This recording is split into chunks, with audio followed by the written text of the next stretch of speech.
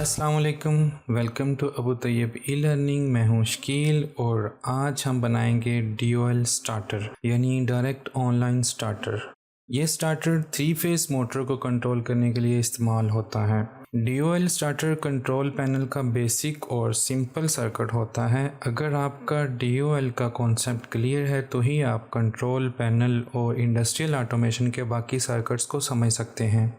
आज की इस वीडियो में हम DOL स्टार्टर का सर्किट स्टेप बाय स्टेप बनाएंगे और वीडियो को कंप्लीट देखिएगा। अगर आपने अभी तक चैनल को सब्सक्राइब नहीं किया तो प्लीज़ सब्सक्राइब कर लें और अगर ये वीडियो अच्छी लगे तो लाइक भी कर दीजिएगा।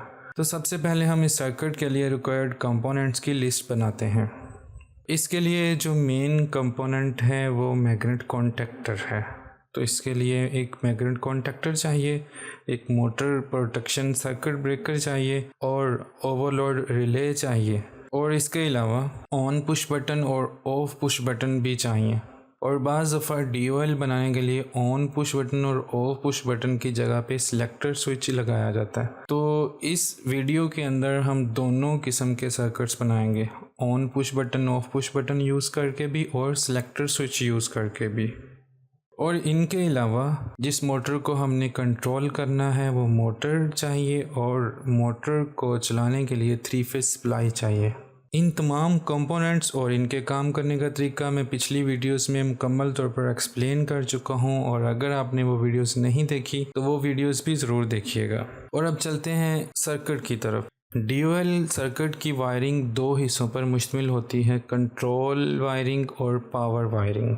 और इसी तरह इसकी जो सर्किट डायग्राम्स बनाई जाती हैं वो भी 2 हिस्सों पर ही मुश्तमिल होती हैं, कंट्रोल डायग्राम और पावर डायग्राम। और जब कंट्रोल डायग्राम और पावर डायग्राम बनाई जाती हैं तो ड्राइंग में कंपोनेंट्स के कंट्रोल कॉन्टैक्ट और पावर कॉन्टैक्ट को अलग अलग जगह पे प्लेस किया जाता है। यानी कंट्रोल डायग्राम में कंट्रोल कॉन्टैक्ट्स यूज़ किए जाते हैं और पावर डायग्राम में पावर कॉन्टैक्ट्स यूज़ किए जाते हैं ताकि ड्राइंग को समझना आसान हो जाए। लेकिन इसी वजह से बहुत सारे स्टूडेंट्स को कन्फ्यूजन हो जाती है। तो आज हम एक्चुअल कंपोनेंट्स की वायरिंग के साथ साथ उसकी ड्राइंग भी बनाएंगे ताकि कॉन्सेप्ट अच्छी तरह क्लियर हो सके।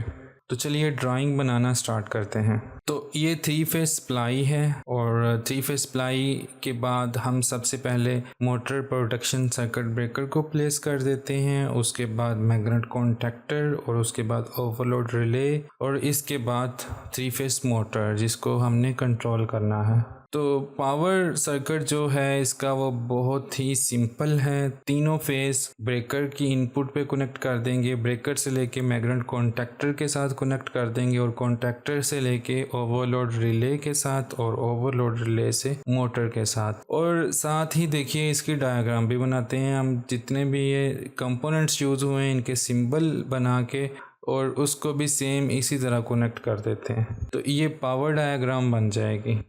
और इसमें देखें अब 3 फेस सप्लाई ब्रेकर को मिल रही है, ब्रेकर को हम ऑन कर देंगे तो ये सप्लाई कॉन्टैक्टर तक आ जाएगी और सप्लाई मोटर तक तब तक नहीं पहुंचेगी जब तक कॉन्टैक्टर को ऑन नहीं किया जाता। तो कॉन्टैक्टर को ऑन करने के लिए हम जो सर्किट बनाएंगे वो कंट्रोल सर्किट होगा और उसकी जो डायग्राम बनाएंगे वो कंट्रोल डायग्राम होगी।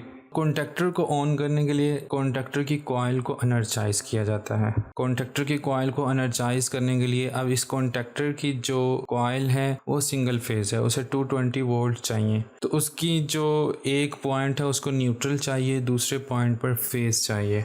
तो सबसे पहले तो हम न्यूट्रल को डायरेक्टली कनेक्ट कर देते हैं और फेज़ को भी डायरेक्टली मेन सप्लाई के साथ कनेक्ट कर देंगे। जैसे ही हम इनको कनेक्ट करेंगे तो कॉन्टैक्टर ऑन हो जाएगा और मोटर चलना शुरू हो जाएगी। लेकिन ये हमने डायरेक्ट कनेक्ट किया है। इस तरह जैसे ही 3 फेस सप्लाई आएगी तो मोटर डायरेक्टली चलना शुरू हो जाएगी। कंट्रोल सर्किट को इस तरह नहीं बनाया जाता, ये सिर्फ आपके समझने के लिए बनाया है। तो कॉन्टैक्टर की कॉइल को जो न्यूट्रल मिल रहा है उसको हम सबसे पहले चेंज करते हैं कि उस न्यूट्रल को ओवरलोड रिले के नॉर्मली क्लोज पॉइंट पे देते हैं और वहां से आउट लेके मैग्नेट कॉन्टैक्टर की कॉइल को देते हैं। इस तरह होगा ये कि नॉर्मली तो ये कॉन्टैक्ट क्लोज हैं, इस कॉन्टैक्टर की कॉइल को न्यूट्रल नॉर्मल हालत में मिलता रहेगा और कॉन्टैक्टर एनर्जाइज रहेगा। लेकिन जब कभी मोटर ओवरलोड होगी, मोटर के अंदर किसी किस्म का कोई फॉल्ट आएगा जिसकी वजह से ओवरलोड रिले ट्रिप करेगी, और जैसे ही ओवरलोड रिले ट्रिप करेगी तो इसके जो क्लोज कॉन्टैक्ट हैं वो ओपन हो जाएंगे। इसके क्लोज कॉन्टैक्ट ओपन होने से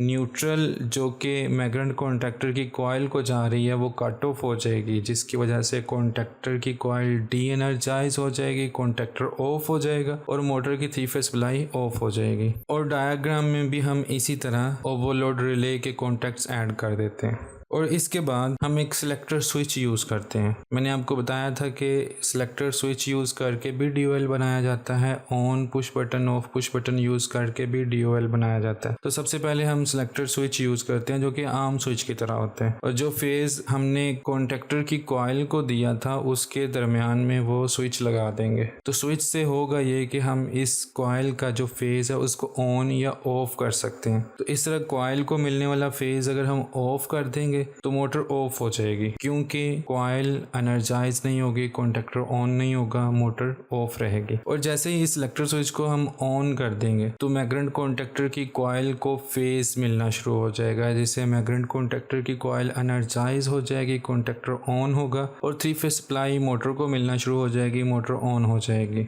और ड्राइंग में भी हम सिलेक्टर स्विच ऐड कर देते हैं। तो इस तरह सिलेक्टर स्विच को यूज़ करते हुए जो DOL बनाया जाता है वो रेडी है, कंप्लीट है।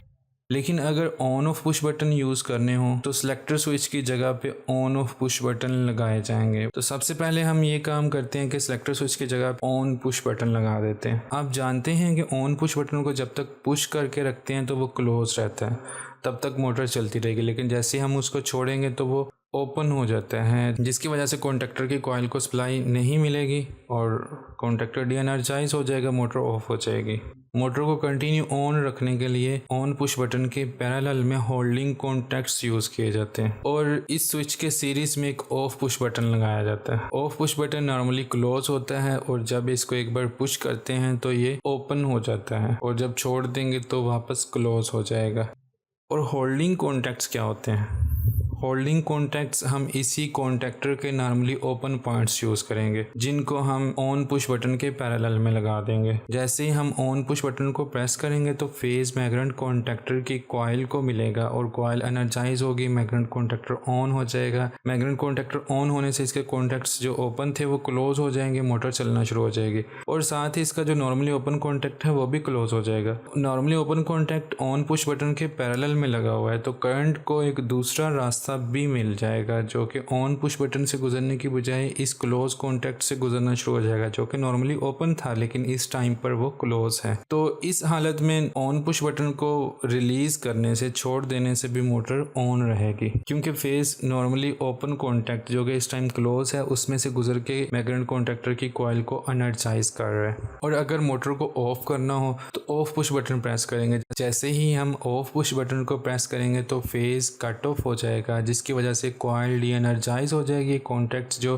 क्लोज थे वो वापस ओपन हो जाएंगे। तो इस तरह मोटर भी ऑफ हो जाएगी। ऑफ पुश बटन को रिलीज करने से यानी छोड़ देने से वो वापस क्लोज तो हो जाएगा, लेकिन फेज ऑन पुश बटन और ओपन कॉन्टैक्ट्स तक आके रुक जाएगा, क्योंकि आगे कोई भी क्लोज पाथ नहीं है, जिसकी वजह से कॉइल एनर्जाइज नहीं होगी और मोटर तब तक दोबारा ऑन नहीं होगी जब तक हम ऑन पुश बटन को प्रेस नहीं करते।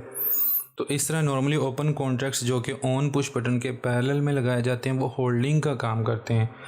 एक बार ऑन पुश बटन को प्रेस करने के बाद ये वाले कॉन्टैक्ट मैग्नेट कॉन्टैक्टर को होल्ड रखते हैं, मोटर को ऑन रखते हैं, इसलिए इन कॉन्टैक्ट्स को होल्डिंग कॉन्टैक्ट्स कहा जाता है। और ये ऑन पुश बटन और ऑफ पुश बटन और होल्डिंग कॉन्टैक्ट्स को हम ड्राइंग में भी ऐड कर देंगे। तो इस तरह ऑन पुश बटन और ऑफ पुश बटन को यूज़ करते हुए जो DOL बनाया जाता है वो कंप्लीट है और उसकी डायग्राम भी कंप्लीट है। उम्मीद करता हूँ कि आपको बहुत अच्छी तरह समझ आ गई होगी। तो इस वीडियो को लाइक ज़रूर कर दीजिएगा, और अगर आपका कोई क्वेश्चन है तो कमेंट सेक्शन में कमेंट कीजिएगा। अपना ख्याल रखिएगा। अल्लाह हाफिज़।